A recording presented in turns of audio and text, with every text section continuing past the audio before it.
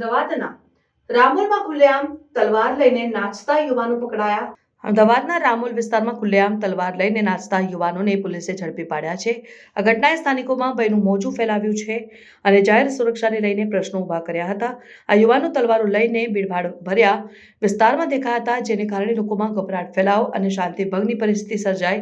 માહિતી મળતાની સાથે જ સ્થાનિક પોલીસ ઘટના સ્થળે પહોંચીને યુવકોને ઝડપી લીધા હતા તેમજ તેમના પાસેથી તલવારો જપ્ત કરીને પોલીસના જણાવ્યા મુજબ આ પ્રકારનું વર્તન માત્ર ગેરકાયદેસર જ નહીં પણ જાહેર સુરક્ષાને ગંભીર ખતરો છે। આરોપીઓ સામે કડક પગલાં લેવામાં આવશે અને આ કિસ્સાને અન્ય લોકો માટે ચેતવણીરૂપ બનાવવામાં આવશે। સ્થાનિક રહેવાસીઓએ આ ઘટનાને લઈને ચિંતા વ્યક્ત કરી હતી અને જાહેર સુવિધા અને સુરક્ષાના મુદ્દે વધુ કડક દેખરેખની માંગણી કરી છે।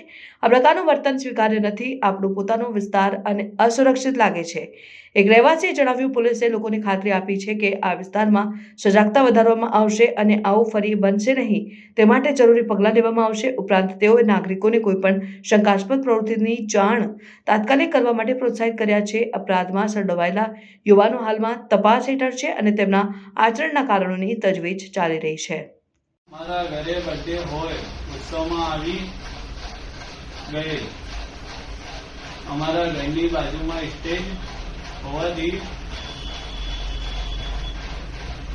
જન્મદિવસ મનાવી કેક ચાલુ કરી હાથમાં તલવારો લઈ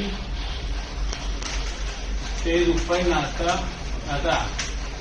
જે વિડીયો વાયરલ થતા પોલીસે અમને પકડી લીધેલ। હવેથી બીજી વખતે આવું કરીશું નહીં। આ બાબતે અમે બીજાને પણ આ બાબતે માફી માંગુ છું।